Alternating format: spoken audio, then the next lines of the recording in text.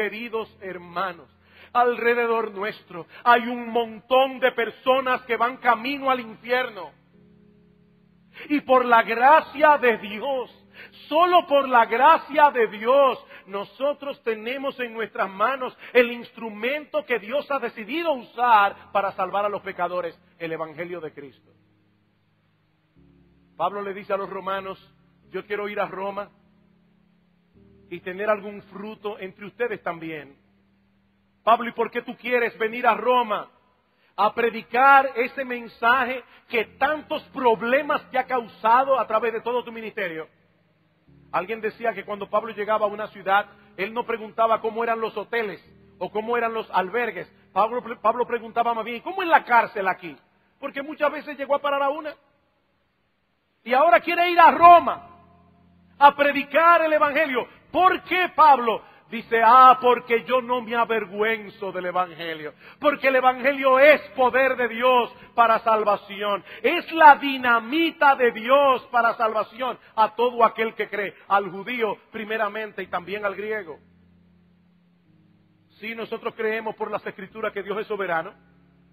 Si nosotros creemos en las Escrituras que Dios eligió quienes se iban a salvar. Lo creemos. Y no nos avergüenza decir que lo creemos. Pero ¿saben qué, mis amados hermanos? Esa fortaleza doctrinal puede ser una debilidad. Esa fortaleza puede ser una debilidad. Sí, Dios es soberano, pero el mismo Dios que eligió a los que se habrían de salvar, también eligió el medio por el cual habrían de ser salvos. Y ese medio no es otro que la predicación del Evangelio. La predicación del Evangelio. ¿Qué dice Pablo en 1 Corintios capítulo 1, versículos 18 al 25? Pablo dice que él no viene a predicar con palabras de sabiduría humana, sino con las que enseña el Espíritu. Él viene a predicar a Cristo y este crucificado. Para los judíos locura, para los griegos locura, para los judíos tropezadero. Pablo decía: los judíos buscan sabiduría. Los griegos, buscan sabiduría. Ellos quieren oratoria. Los judíos, en cambio, buscan señales. Ellos quieren milagros. ¿Y saben qué hacen muchas personas en el día de hoy? Darle a la gente lo que la gente quiere oír o lo que la gente quiere ver. Vengan a esta campaña de sanidad. Los cojos se van a parar. Los ciegos van a ver. No, mi amigo, déjame decirte una cosa. Lo que Dios usa para salvar a los pecadores es la predicación del Evangelio. Y el que no se salva escuchando la predicación del Evangelio no se va a salvar ni que vea a un muerto levantarse de la tumba. Y yo no estoy exagerando. Esa fue la enseñanza de Cristo en Lucas capítulo 16. En la parábola del rico y Lázaro. ¿Qué dice el rico en la parábola? Padre Abraham, yo tengo 4 hermanos. Yo te ruego que tú envíes a Lázaro para que les predique, a fin de que no vengan ellos también a este lugar de tormento. Este hombre estaba tan acostumbrado a dar órdenes que todavía en el infierno creía que Lázaro era su mandadero, su muchacho de mandado. Envía a Lázaro a que le predique. ¿Y qué le dice Abraham? No, a Moisés y a los profetas tienen, óiganlos. No, padre Abraham, pero yo sé que si alguno va y resucita de entre los muertos y le advierte a mis hermanos, se salvarán. Y Cristo le dice: no, si no creen escuchando a Moisés y a los profetas, tampoco creerán aunque alguno se levante de los muertos. Dios ha elegido la locura de la predicación para salvar a los pecadores. Nosotros debemos orar por la salvación de los pecadores. Pablo dice en Romanos capítulo 10, mi oración a Dios por Israel es para salvación. Mi oración a Dios por Israel es para salvación.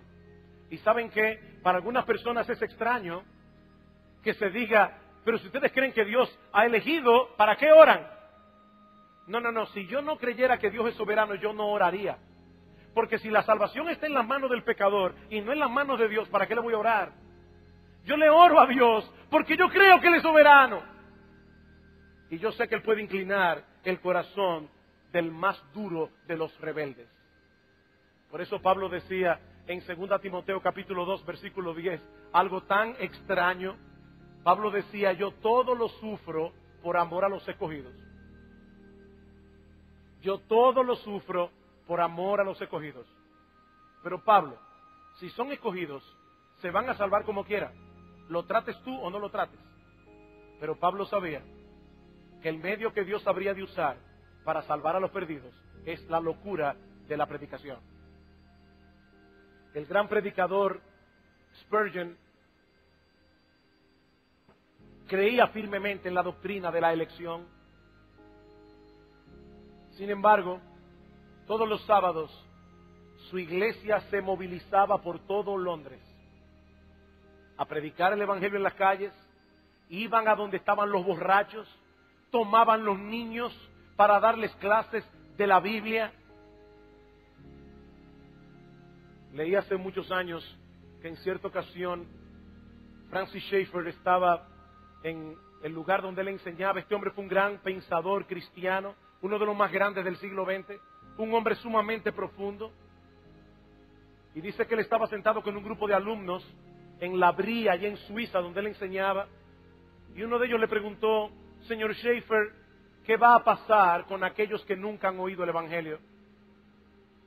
Y tal vez ellos estaban esperando una respuesta sumamente intelectual, sumamente académica. ¿Saben cuál fue la respuesta de Francis Schaeffer? Se tapó la cara con las manos y comenzó a llorar. Comenzó a llorar. Mis hermanos, nosotros tenemos en las manos el mensaje del Evangelio.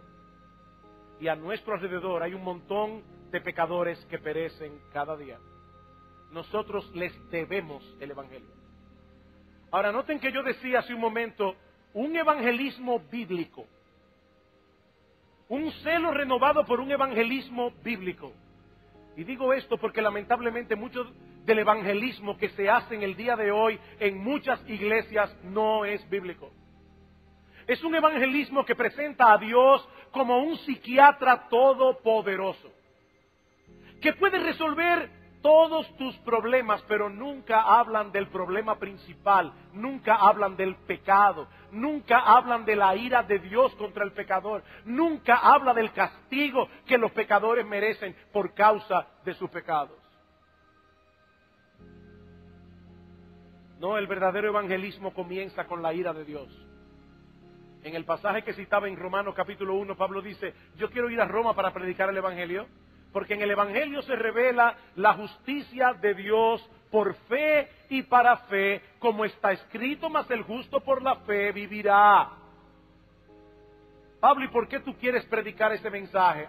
Porque la ira de Dios se revela desde el cielo contra toda impiedad e injusticia de los hombres que detienen con injusticia la verdad.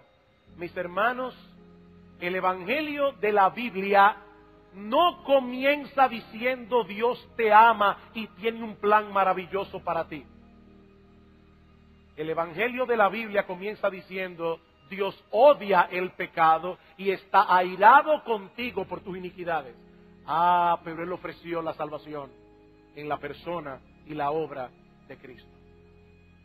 Yo acabo de decir que esta doctrina debe producir en nosotros un celo renovado por el evangelismo bíblico.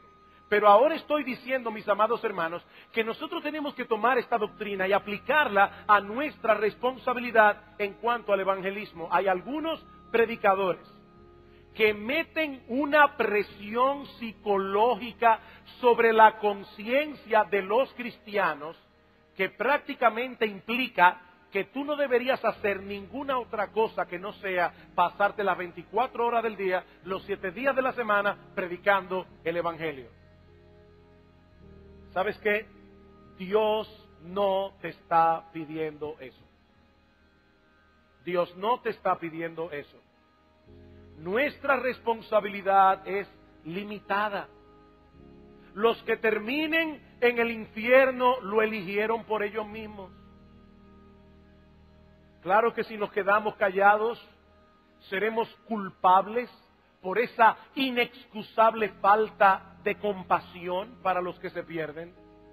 Pero mis amados hermanos, nuestra responsabilidad, nuestro alcance es limitado. Aparte de que Dios nos ha mandado a hacer muchas otras cosas en la vida, nosotros tenemos responsabilidades familiares, nosotros tenemos responsabilidades laborales, nosotros tenemos responsabilidades con la iglesia a la que pertenecemos.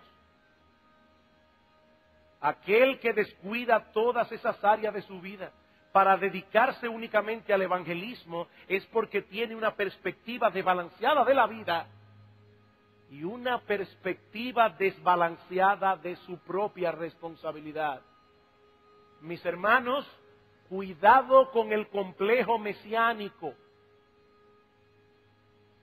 ¿Saben lo que es el complejo mesiánico? Si no lo hago yo, nadie lo va a hacer. No, gracias al Señor, Él tiene pueblo suyo en todas partes para que predique el evangelio y para que alcance aún a aquellos a quienes nosotros no podemos alcanzar.